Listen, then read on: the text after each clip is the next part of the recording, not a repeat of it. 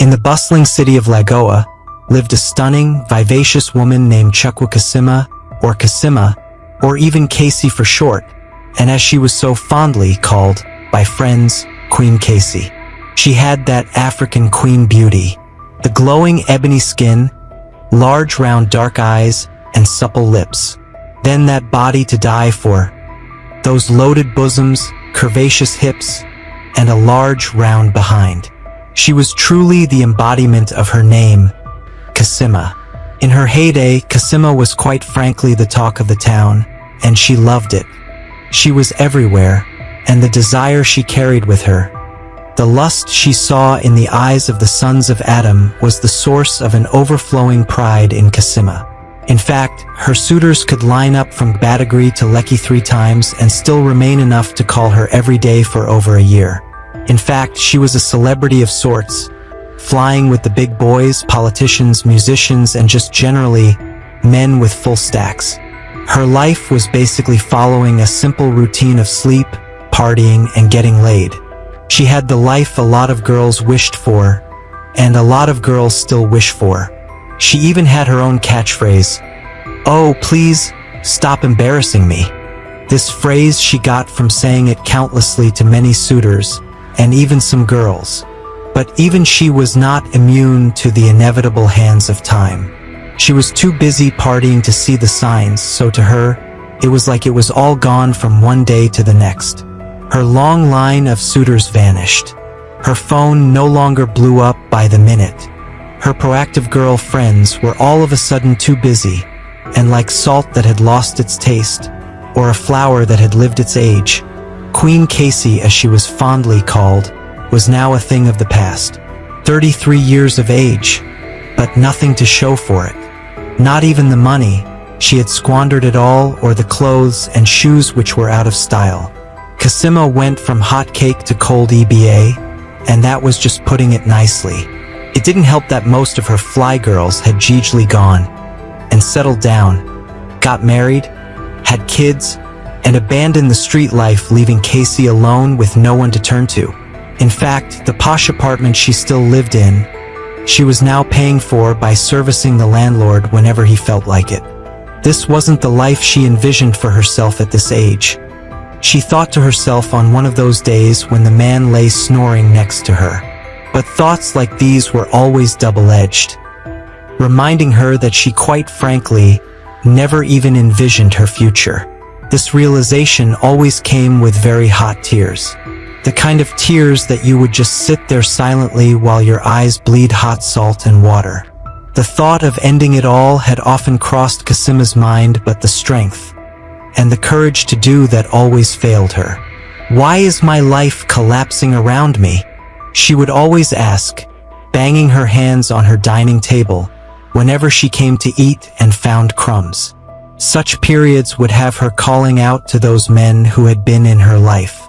But now she had gone from having men waiting on her to hardly getting her calls picked. This time, she called this guy who had been chasing after her for years, Emeka. She heard he had cashed out on some deals. The guy didn't pick until the 5th time, and when he did, he had such a horrible attitude that the call didn't even last a minute. She had even tried her hand at doing some work, but it was so hard. She couldn't do anything, and the taunts, murmurs, and gossip did nothing to help. It was like everything she was in the past was now being thrown in her face. In the space of 3 months, she had lost over 9 different jobs. One of those days, after she had gotten fired from a hair salon, an employee let something slip that got to her soul. "Some people SEF," she hissed. "Even her main Patty, Shy Baby, is getting married this Saturday," she said to a colleague loudly. Kasima couldn't believe her ears, but she didn't turn so that they wouldn't see her face. She just silently slipped out of the salon and went back home. Once home, she called She Baby. She didn't pick up the first or the second time, and then the third, the phone had rang for a while before she picked up. Meanwhile, Shy Baby was busy preparing for her bridal shower when her phone started ringing. Shy Baby was expecting a call from her hubby, and her makeup attendants were already playfully joking that her Odogwu was calling, until she looked at the screen and saw Casey. She'd long since removed the Queen from the name. She hissed and dropped the phone on the makeup counter set before her, but it kept ringing, and she couldn't turn off her phone because her hubby was going to call. "Who's that person calling you like this?" her chief makeup artist asked. "One useless girl like that," Shui Baby replied, rolling her eyes. "Don't mind her. She will not stop. Oh, it's better you answer," the young lady opined, and Shui Baby sighed resignedly, reluctantly obliging. She didn't talk until Kasima did, and Kasima was not quite sure how to start the conversation. She was already crying. "I heard you're getting married," she said. "And," Shui Baby replied sharply. "You didn't even tell me," Kasima spoke gently. "As my mama nah," Shui Baby hissed. "Why should I tell you? I don't understand your attitude," Kasima admitted. "Aren't we friends?" "Heh," Shui Baby scoffed. "Oh, please, stop embarrassing me. Is this why you called?" she asked irritatedly. "Shui Baby, I can't believe you could say that to me," Kasima said, admitting to the pain of her words being turned against her. Shui Baby scoffed. "That's none of my business," she said. Kasima nodded and sniffed. "After we agreed to just mess with those men, you went and married Ade. How could you do this to me? How could you leave me out here like this? Oh, don't even try to blame me for your useless life at all," Shui Baby replied with agitation. "If anyone ruined your life, it's you. Can you imagine this rubbish girl?" she asked the attendants around her. 33 years of age, but nothing to show for it. No life, no career, no degree, not even a man. You wasted your 20s partying up and down, and now you want to blame me for it? You don't know how to do anything, and I am the one you chose to blame? Thunder fire you and your papa for there. No, ever call this line again. This your thing fit day contagious. Then she hung up. Kasima was already in those hot tears. She just let the phone fall from her hand to the sofa. Someone came banging on her door. "Go away," she yelled in tears. "You're telling me to go away? It's like you have decided to pack out of this house today," he replied, to remind her of the power he held over her. But Kasima was already far gone. "I don't care if you own this area of Lekki, the state of Lagoa, or even the country of Nigeria. Get out." "Heh," the man scoffed. "We shall see." To that, Kasima's only reply was tears. She was wailing, sure that today was the last day of her life. So she went out to her balcony, climbed over the shiny steel railing, closed her eyes, and jumped. A while later, Queen Casey, as she was so fondly called, opened her eyes. She knew that this was not possible, but she was still falling about 5 minutes later. Mind you, her apartment was on the top floor of a 2-story posh apartment building. But even at that, she knew that there was no reason why she should still be falling till now. Besides, her scenery had changed. It was all black, like she was falling through space. She gasped, noticing that a bright light below kept getting bigger. "I'm definitely falling to hell," she thought to herself fearfully. "But I thought it was death first, then judgment," she wondered, trying to remember what she'd been taught in catechism over 2 decades ago. Am I so bad that I jumped, and they sent me straight to hell? No death, no judgment. All these thoughts plagued her as she approached the bright light, and she closed her eyes at impact. But there was no impact per se. It was like falling into something like jelly, but more liquid. She was about to open her eyes when a strong force suddenly pulled her underneath. She felt like she was drowning, and then everything went dark. The next time Casey could feel, she was writhing and struggling. "Oh, please," a strangely familiar voice said to her. "Didn't you just try to take your own life? Get up from there and stop embarrassing me." the voice snapped at her. Kasima opened her eyes and looked around. She was lying in the streets of a familiar neighborhood. She shook her head and got up. Unbelievably, the voice was coming from a younger girl staring down at her through rose-colored glasses. But she was not just any girl, that was Queen Casey in all of her glorious prime. "You?" Kasima gasped. "How? How is this possible? Where am I? Which one is where am I?" Queen Casey sneered, using air quotes. "Look around you. Where does it look like?" Kasima obliged and glanced around her. There was a small, rustic shack, painted in bright, eye-catching colors, with wooden benches and tables arranged under a canopy of corrugated iron sheets.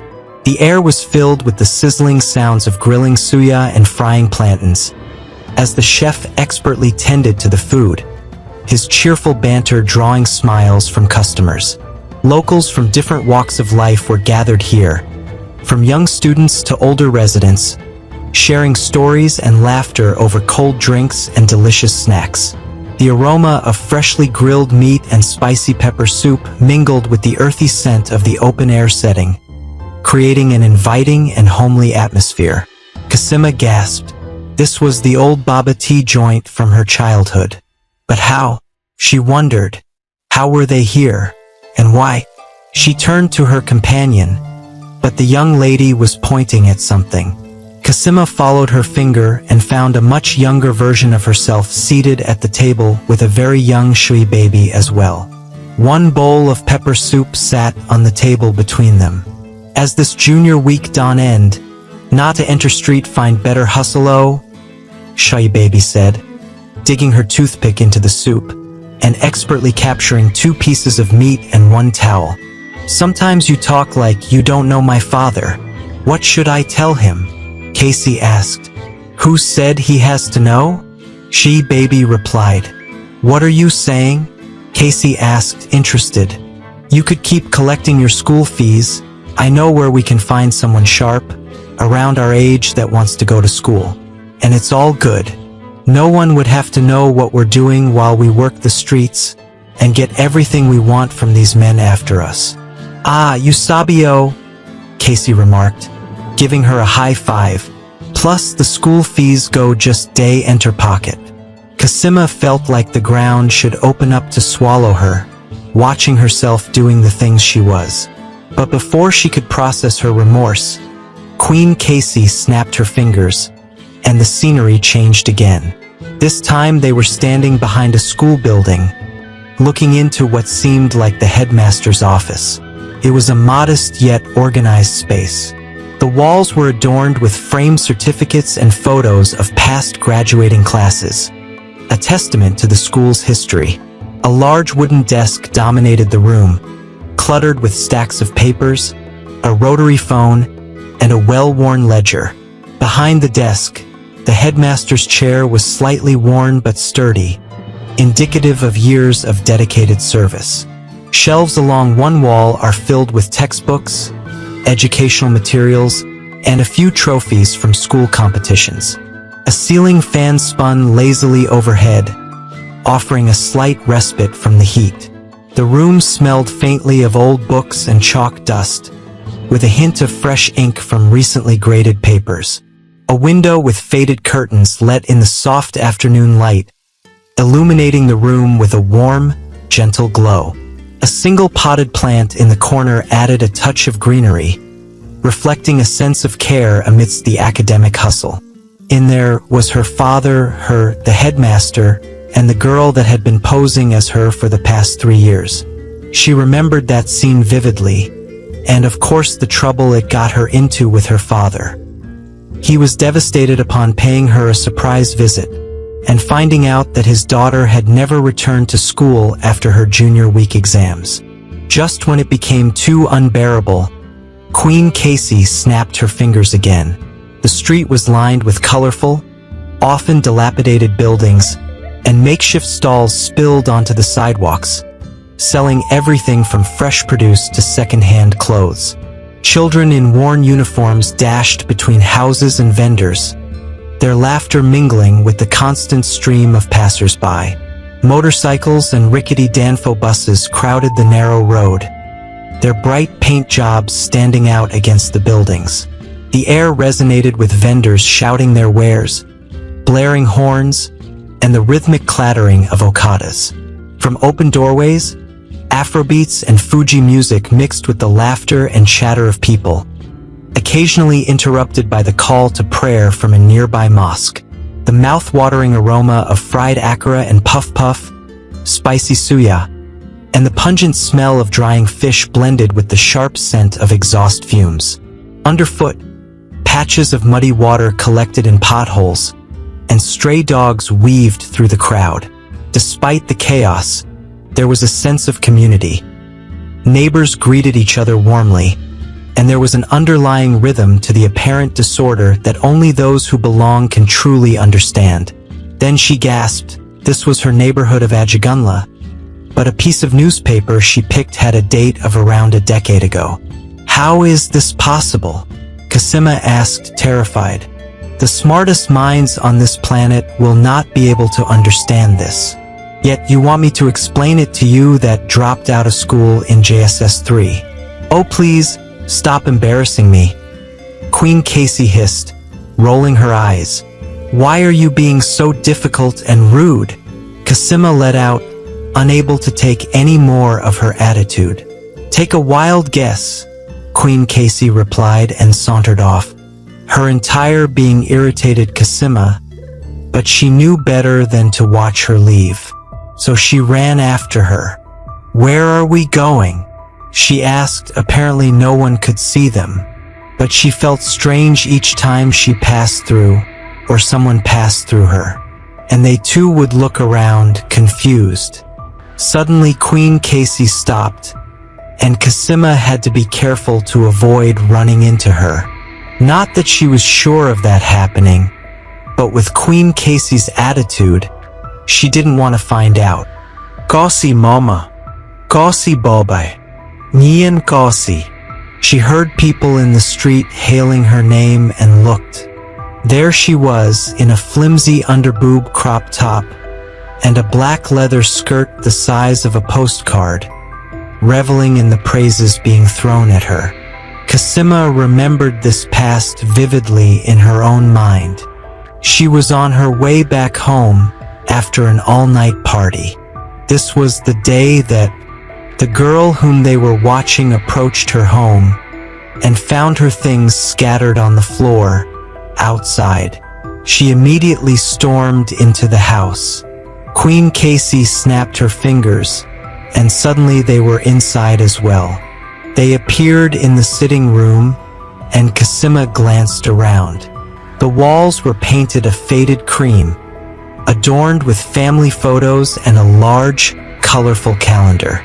A well-worn sofa set faced a small TV, which was showing Mama Ajaska. Two kids, an older boy, and a younger girl, sat cross-legged on the floor, engrossed in the screen. The 60W yellow light bulb overhead casted a warm amber glow, illuminating the room. To the side, a wooden dining table with mismatched chairs was set neatly, awaiting the next meal. Through a slightly open door, they could see the cluttered kitchen, with pots and pans hanging from hooks and a faint aroma of spices lingering in the air. The passageway was dark but partially visible, and from there, the two of them could hear the loud exchanges. Obi chuku kasima. If you think that you can leave this house whenever you feel like it, and come back whenever it pleases you, you are a liar. Come on, will you get out of my house? Her father thundered. Kasima tearfully tried to move forward to see their faces, but Queen Casey held her back. Don't get too close, she said simply and waved her hand in front of them. Now they could see into the room where the parents were with their daughter. A large, faded poster of the popular Samu Loco hung above the double bed, which was covered with a brightly patterned bedspread. A wooden wardrobe stood against one wall, its doors slightly ajar, revealing neatly folded clothes. A small bedside table held a worn Bible and a kerosene lamp for the frequent power outages. The single window was draped with colorful curtains that let in a soft, diffused light, casting gentle shadows around the room. The floor was bare, save for a small rug beside the bed. Her father sat on the other side of the bed, backing her as he spoke, while her mother sat on the side close to her daughter, looking heartbroken. "Papa, am I not an adult?" she challenged. "That is not my problem. Take your things and go back to wherever it is that you're just coming from. And that is final. Mama, you'll not say anything now. See what Papa is saying to me." But Mrs. Ogachukwu knew better than to challenge the authority of her husband, especially for a daughter who had been the source of so many headaches lately. "Mama, you don't want to say anything," she repeated. "And say what, Chukwukasima?" the woman inquired earnestly. "This is not the first, the second, or even the third time I've pleaded to your father on your behalf. But in the end, you do what you want. Your father has made up his mind. So the both of you want to throw me out of my own house?" she asked. "AKA," she called out, and the boy from the parlor got up and rushed to her. "Take Kaima with you and go and bring in my things." Her father turned then. "AKA, if you try it, you'll follow her and leave this house. Will you run back to that parlor before I get up from this bed?" AKA sped back to the parlor, leaving her standing there. "Heh, she shook her head. "If I leave this house, she slammed her hand on the wall. "None of you will ever see me again." "Fine by me," Mr. Obi replied. Mrs. Obi finally spoke up. "She's your daughter, Mama reminds him, she pressed. Mr. Obi turned to face his wife. "If I hear that from you again, I have only 2 kids, Akachukwu, my firstborn, and Chukwukaima, the second, my other child, an Ogbanj spirit, took from me, and until that spirit returns her, she is dead to me. Enani, apologize to your father now. Stop this reckless lifestyle of yours." "I'm not stopping anything, Mama. If it's what Papa wants, then so be it." With that, she stormed out, leaving all those things still littered around the compound. She left the neighborhood. Kasima still remembered what she did after that, but she wanted to see her parents' reactions. "Papa Aka, she has left her mother cried. "Our daughter has left us." "I do not know about you," Mr. Obi replied, "but that young woman is not my daughter. I do not recognize that stranger, and I cannot let Akachukwu, my only son, and Chukwukaima grow up in the midst of such influence." "What if she comes back?" Mrs. Obi asked. "If she comes and asks for forgiveness and turns away from her rubbish lifestyle, my arms will be open to her." Kasima didn't know she was crying until Queen Casey turned to her. "Wipe your face," she said. "We have to go." Kasima realized herself and was still cleaning her tears when her companions snapped her fingers. The scenery changed. The place was a mix of modern and opulent design, with pulsating neon lights casting a vibrant glow over the entire space. The bar, a centerpiece, stretched along one side of the room, its sleek marble countertop lined with an array of colorful bottles and glasses. Behind the bar, skilled bartenders mixed drinks with flair, their movements quick and precise. The air was filled with the thumping beats of Afrobeats and hip-hop, played by a DJ stationed in a raised booth. Plush leather seating areas were scattered around, occupied by groups of friends laughing and dancing. The dance floor was a sea of moving bodies, energized by the music and the atmosphere. Overhead, chandeliers added a touch of elegance, their light reflecting off the mirrored walls, making the place feel even more expansive and lively. This was one of her favorites, Club Calux, but she couldn't recall this memory. "Look to the bar," Queen Casey said, and she did. There was a young man there, vaguely familiar. His dressing was simple, but he had an attractive face. "Fine boy, how far?" a younger she-baby said to him, slipping into the seat by him. His smile was shy. "I'm looking for Cassima," he said. "You mean our Queen Casey?" she asked, and he nodded. "And who do I tell her is looking for her?" "One fine boy like that." He smiled shyly again. "Hugo. Tell her it's Hugo." Cassima gasped. That was Hugo Chukwu, whom she'd grown up with. He'd been her friend since forever. "Okay," she-baby replied and left. A few minutes later, they saw herself in that time walking to the bar. "Hugo, what's up?" she asked, tapping his back. But she didn't sit with him.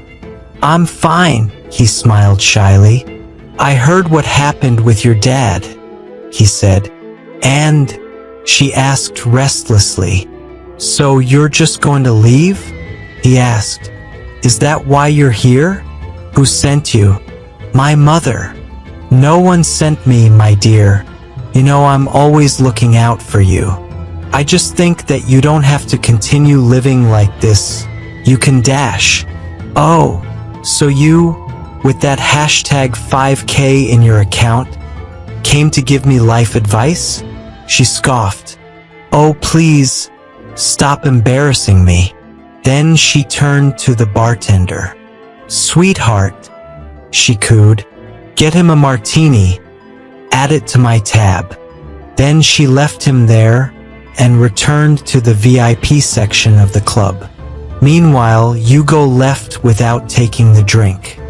"One last thing," Queen Casey said, and snapped her fingers.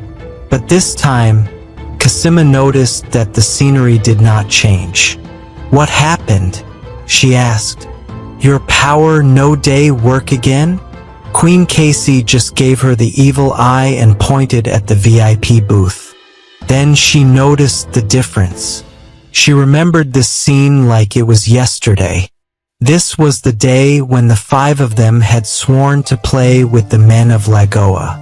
"Funny enough," Queen Casey remarked, "out of the five of you here, you are the only one who kept your word.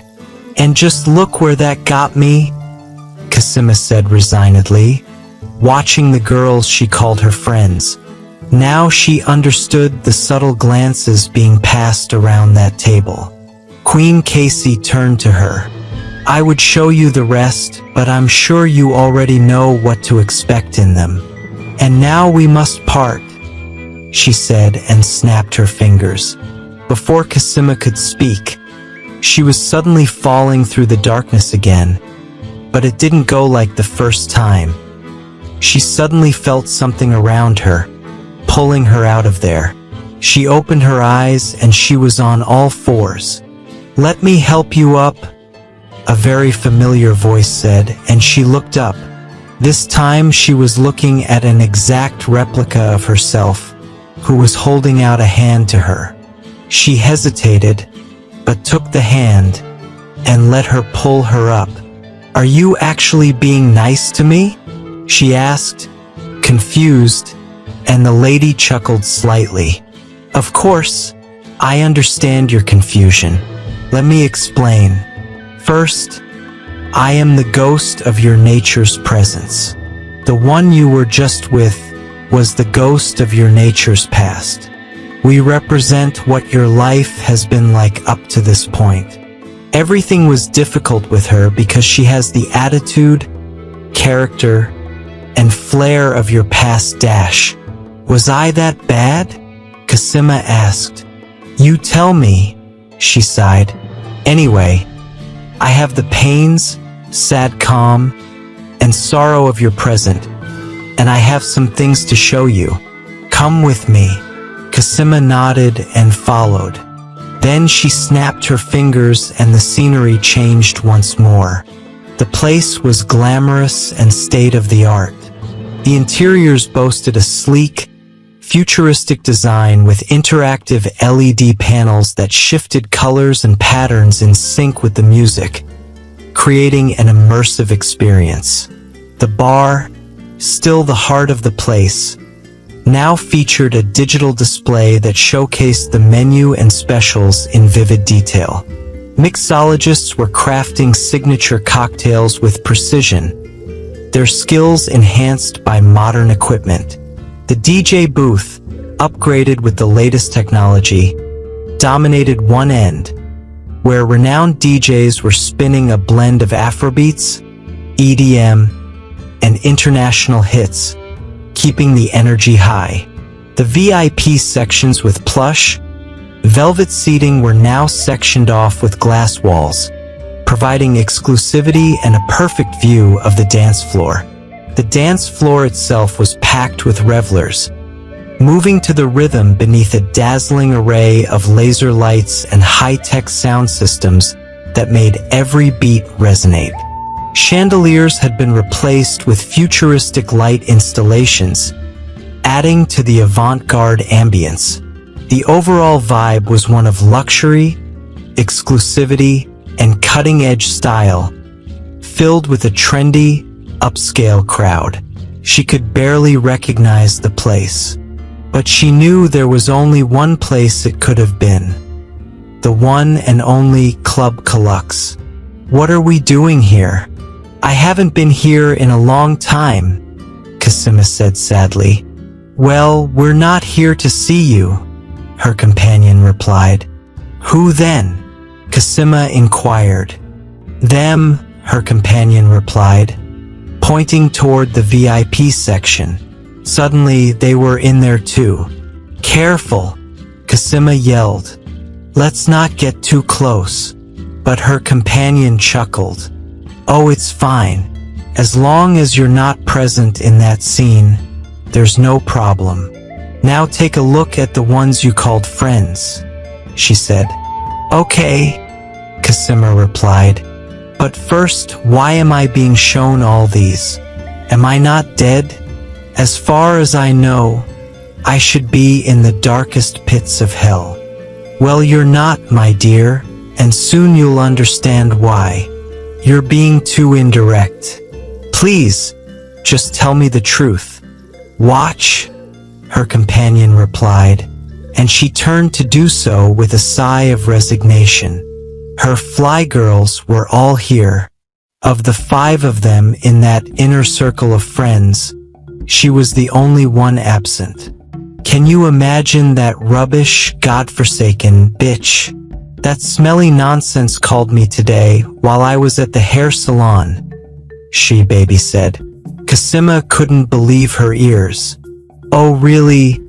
Priska, more fondly known as Prada Baby, replied, sipping her drink.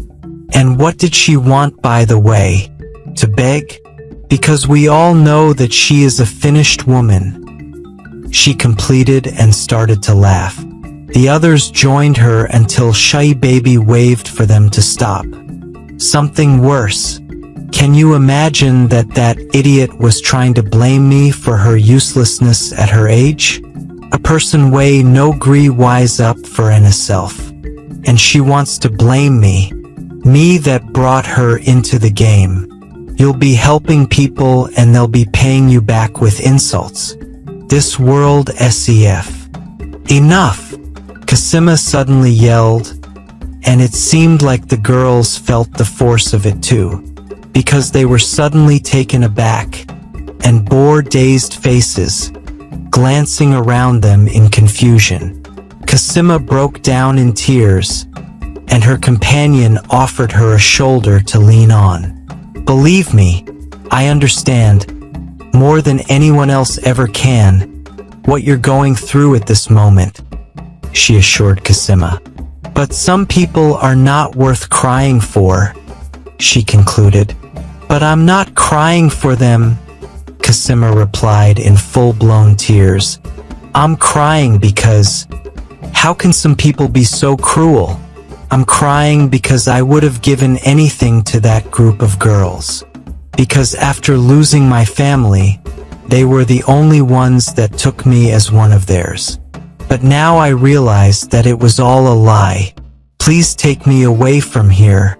Anywhere but here," Cosima insisted, and her guide nodded gently. "I will take you to a place where hope has not yet died," she said and snapped her fingers.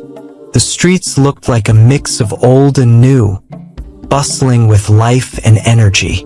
Freshly painted buildings now stood alongside older, weathered structures, while makeshift stalls selling everything from fresh produce to mobile phone accessories were now interspersed with modern shops. Children in bright uniforms dashed around, their laughter mingling with the constant flow of people. The street hummed with the sounds of vendors calling out their wares, blaring motorcycle and tricycle horns, and a blend of Afrobeats and hip-hop from nearby shops. The air was thick with the aromas of freshly fried akara, spicy suya, and drying fish, occasionally punctuated by exhaust fumes. Despite patches of water in potholes, some areas had new asphalt. Stray dogs still weaved through the crowd, but reliable streetlights now cast a bright glow as dusk approached. The sense of community and resilience remained strong, with neighbors greeting each other warmly amidst the vibrant scene.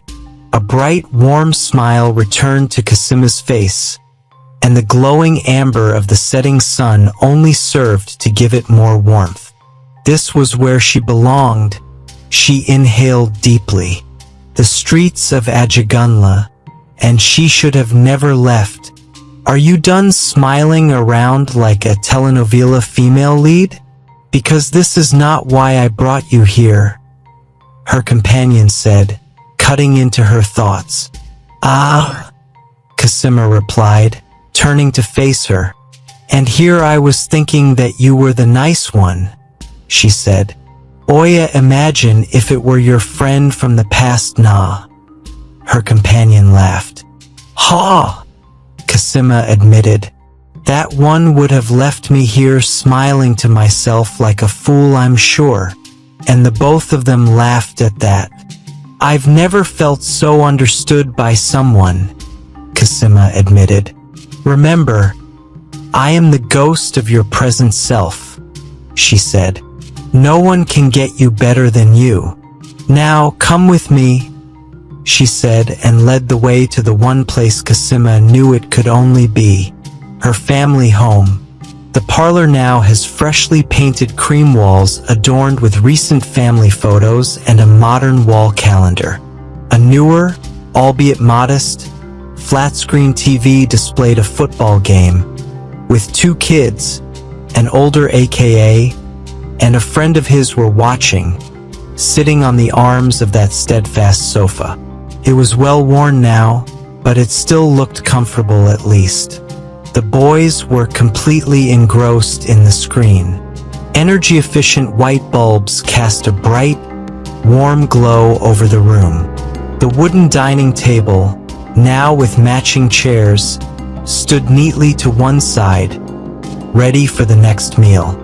Through a slightly open door, the kitchen looked better now and more organized. There were new cabinets and pots and pans hanging from modern hooks, and a faint aroma of freshly cooked jollof rice lingering in the air. The passageway remained without a bulb and just partially visible. She could imagine her parents defending their decision to leave the place without light. Her companion took her further, Now they stood at the door to her parents' room. The walls were freshly painted in a light pastel shade, and a large, framed photo of the family without her hung above the double bed, which was now covered with a new, brightly patterned bedspread. The same sturdy wooden wardrobe stood against one wall, though it had been repainted to look fresher. The small bedside table still held the well-loved Bible, now accompanied by a smartphone charger and a digital alarm clock.